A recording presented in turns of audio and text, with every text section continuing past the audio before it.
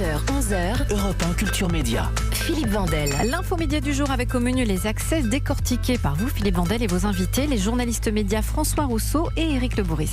Les accès, c'est-à-dire Hanouna Barthès, Anne-Elisabeth Lemoine et Mouloud Achour sur Canal+, c'est la guerre de l'accès qui a repris. Qu'est-ce qui a le plus changé, selon vous, entre la saison précédente et celle-ci, François Rousseau ? En termes de décor, évidemment, le plateau d'Anne-Elisabeth Lemoine. Et vous-même, Éric Le Bourris ? Pas grand-chose. Super. Là, si on regarde le fond des émissions, elles sont plutôt conformes à leurs fondamentaux. C'est quand même le grand mot de cette rentrée, d'ailleurs toujours confondu.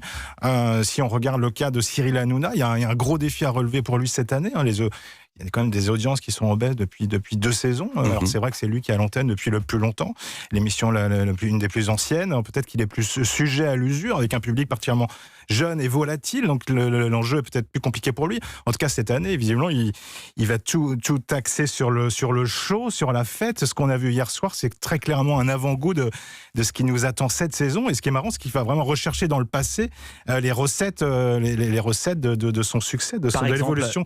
Il a récité des rubriques qui ont fait le succès de l'émission. Joseph The Mat, la rubrique qui avait été à l'époque lancée avec Camille Combal est revenue hier soir. Ah oui, il en pense quoi ton frère ? Voilà, ça, il en pense pas. La personne frère qui se déguise. Exactement. Ouais. Donc c'est dans cette voie-là. Il y a chercher la meilleure séquence en fait qu'on fait la mythologie de l'émission, et c'est ça qui va ressusciter cette année pour redresser la barre. Et il y a un vrai enjeu parce que se pose évidemment la question de l'avenir de Cyril Hanouna sur C8 et de cette émission. Oui, parce qu'il avait signé un contrat de 5 ans. Certains avaient beaucoup critiqué, mais en tout cas les 5 ans arrivent à terme là cette fois, si je suis bien informé. En 2021. En 2021, alors pardon, je retire ce que j'ai dit. C'est un peu prolongé, mais on s'en approche. Donc la question reste fondamentale. Quel est l'avenir de Cyril Hanouna ? Est-ce qu'il va rester un animateur ? L'animateur ne touche pas à mon poste, qu'il va devenir producteur. Il produit de plus en plus de choses, on le voit. Vous dites que tout est pareil, il n'y a pas beaucoup de nouveautés, mais si, vous voyez du disruptif en la personne et en l'émission de Mouloud Achour, François Rousseau. Quand vous zappez sur toutes les émissions et que vous tombez sur Mouloud Achour, c'est un ovni. Et pas seulement parce qu'il a un plateau signé Daniel Buren, mais c'est une émission avec des invités qu'on connaît peu. Mouloud Achour, il prend son temps, il coupe pas la parole aux invités. Ça se fait en longueur. Ouais. Et puis, il y a de la diversité. Voilà. Il y a beaucoup de diversité. On voit pas forcément ailleurs. Il n'y a pas que des petits blondinets. Exactement. Dans cette émission. Hier soir, il y a eu un reportage sur les champions de foot de rue. Il y a eu les enfants du film La vie scolaire.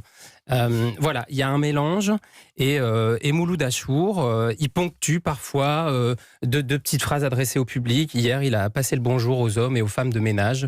Voilà, c'est assez étonnant. En tout cas, c'est complètement à contre-pied du mainstream des autres talk-shows. C'était Godard qui avait fait ça la première fois, quand il avait reçu un César. Il avait salué la standardiste de la Gaumont. Vous avez trouvé pareil Mouloud Achour très neuf et disruptif ? Oui, très clairement. Oui, c'est une bonne surprise, malgré l'absence de rythme et de critiques, mais ils sont liés évidemment aux premières émissions, c'est toujours comme ça.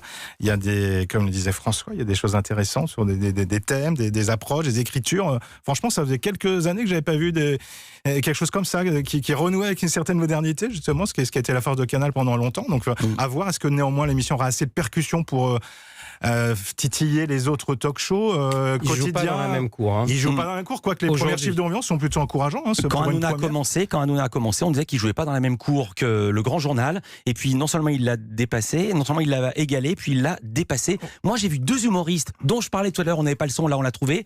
C'est très très long, mais c'est juste cette phrase qui m'a beaucoup plu. Écoutez ce qu'ils disent. Donc on n'a pas le droit de dire qu'on a le droit de rien dire.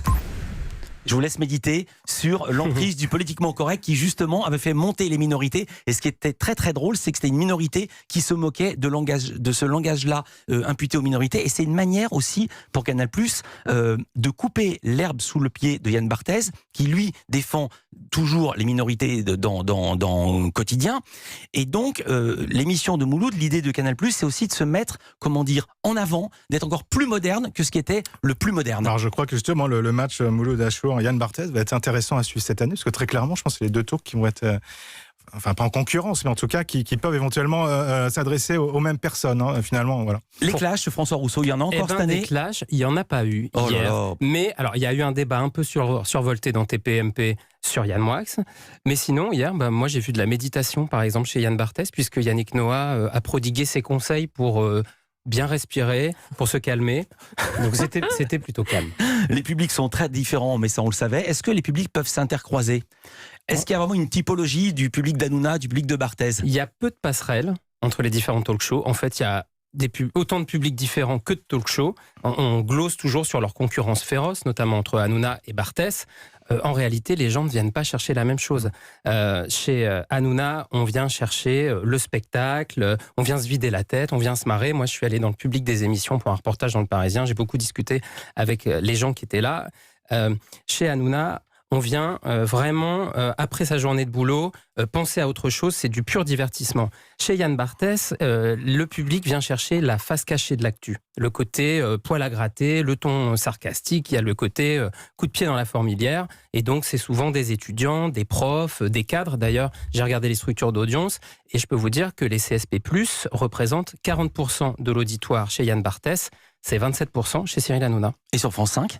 Sur France 5, c'est un public... On vient se vider la tête ou on vient apprendre des choses, ou on vient se la remplir pour être On vient surtout caricatural? chercher une convivialité et une bonne humeur. Ouais. Et voilà, c'est ça. C'est Faire un des public crêpes avec Catherine plus Deneuve. âgé. Vous savez, le France... 65 ans, je crois, la moyenne d'âge Voilà, le de public de l'émission. France Télévisions est beaucoup plus âgé. On est autour, c'est ça, 63 ans 60 ans. pour C'est à vous. C'est un public plus pointu, qui aime les débats d'actu politique et économique, mais qui aime le cinéma. Et puis, on passe à table quand même, on dîne.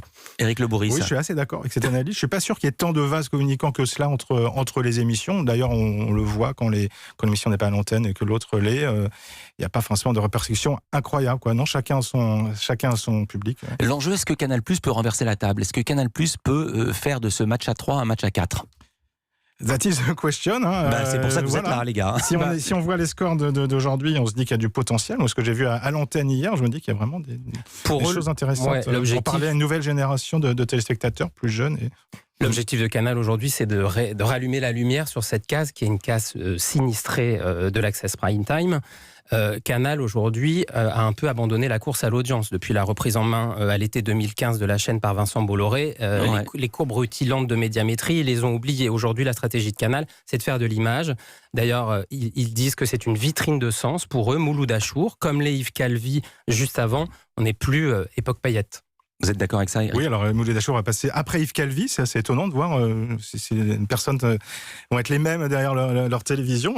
Voilà, et maintenant, bonne chance à Mouloud. Il a un contrat de 2 ans, Mouloud Achour, et c'est une émission qui coûte pas très cher à la direction de Canal+, donc je pense qu'ils lui mettent pas la pression des audiences. Et à chaque fois, on lui donne des missions assez compliquées, parce que la dernière fois, on lui a proposé une émission le samedi. C'était un challenge compliqué. Il a beaucoup bougé sur la grille.